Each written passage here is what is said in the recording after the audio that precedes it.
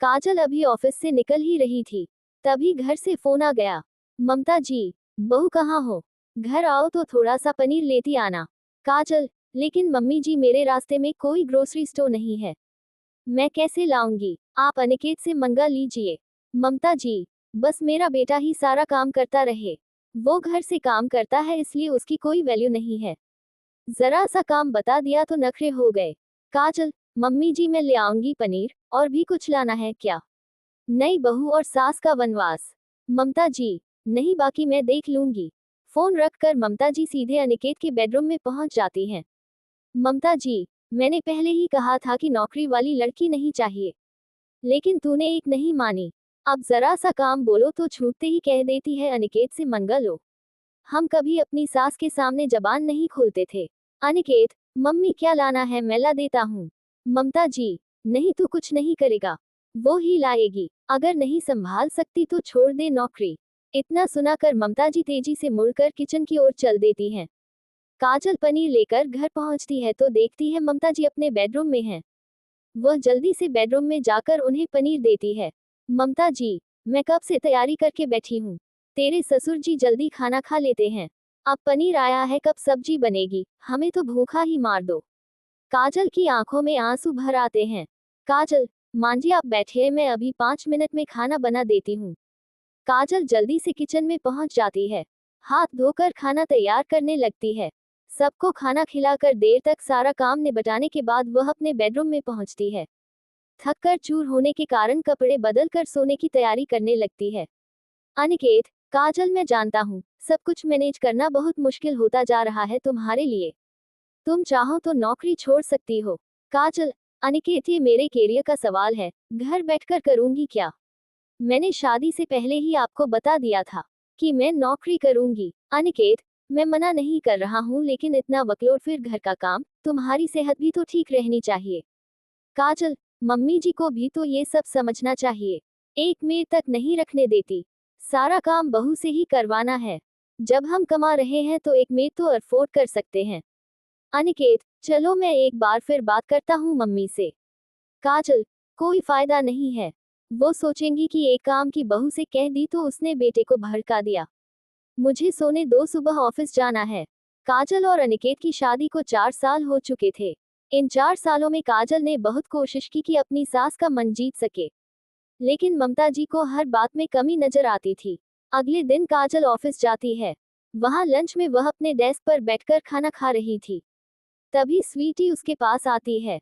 स्वीटी, क्या बात है अकेले बैठकर लंच कर रही है, लगता है तेरी सास ने आज कुछ स्पेशल रखा है तेरे टिफिन में।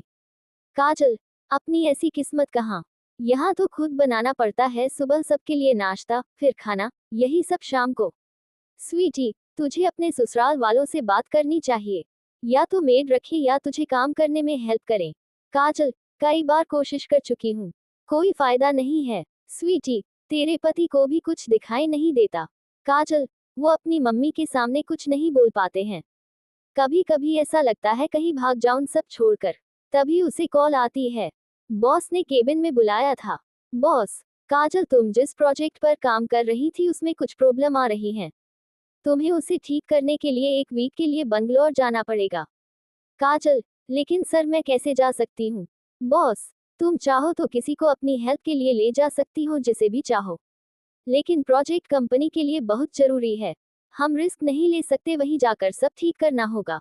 ऑनलाइन सपोर्ट से काम नहीं चल रहा, क्लाइंट ने बोला है नहीं तो प्रोजेक्ट कैंसिल हो जाएगा। काजल, ठीक है सर, कब जाना है? मैं अपने साथ स्वीटी को ले जाना चाहती हूँ, उसने भी इस प्रोजेक्ट पर काफी काम किया है। काजल शाम को घर आकर अनिकेत को सब बताती है। अनिकेत, ठीक है कोई बात नहीं, बस एक बार मम्मी को बता देना। काजल ममता जी को बताने उनके कमरे में जाती है। ममता जी, ये क्या कह रही हो बहू, तुम्हें हमने नौकरी करने की परमिशन दे रखी है, इसका मतलब ये नहीं कि अकेले सैर सपाटा करने चली जाओ, ये सब नहीं चलेगा, मना कर दो या जॉब छोड़ दो। काजल, लेकिन मम्मी जी बहुत जरूरी प्रोजेक्ट है। ममता जी, हमने भी दुनिया देखी है, ये सब बहानेबाजी हम अच्छे से जानते हैं।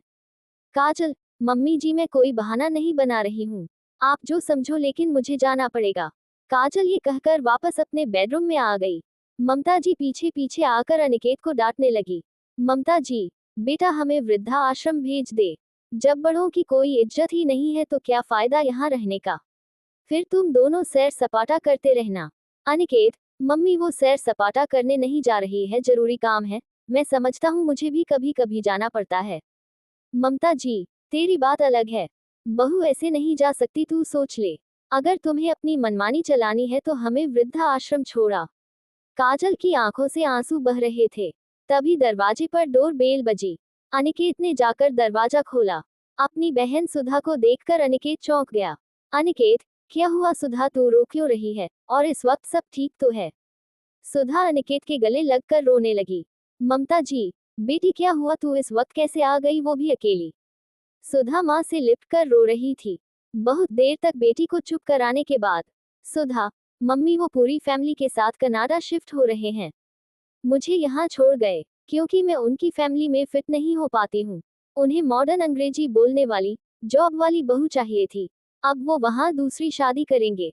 ममता जी, हे भगवान, अब तेरा क्या होगा।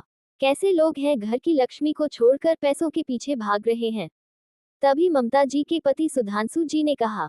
सुधांशु जी, वाह ममता, एक तरफ बेटी के नौकरी न करने का अफसोस और दूसरी ओर बहू के नौकरी करने का अफसोस। दोनों बातें सही लगती हैं।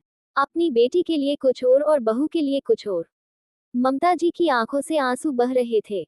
ममता जी, काजल मुझे माफ कर दे। बेटा तू सही थी, अपनी बेटी पर बीती तो मुझे पता लगा। काजल, आप चिंता न करें मम्मी जी। मैं बंगलौर से आकर दीदी की जॉब के लिए कोशिश करूंगी। साथ ही हम केस भी दर्ज कराएंगे। ममता जी सोच रही थी, जैसी भी है बहू सबको निभा तो रही है, साथ ही नौकरी और घर दोनों मैनेज कर रही है। काजल सोच रही थी, ससुराल जैसा भी है लेकिन सब साथ तो हैं, थोड़ा एडजस्ट करने में क्या बुराई है।